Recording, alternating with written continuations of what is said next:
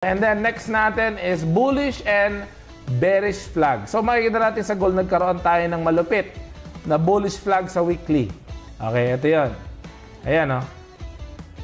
Ito, bullish flag. And then this one is also some sort of a weird bullish flag. But this one is kind of like a diamond. Parang rectangle din siya. Kung saan siya mag-breakout, doon pupunta yung market. So punta tayo sa GBP USD. Hanap tayo ng bullish and bearish flag. Okay. Dito naman sa gold, marami pa rin. So, practicing nyo na rin to, ha? This one is a bearish flag. It's a bit of a staircase and also a bearish flag.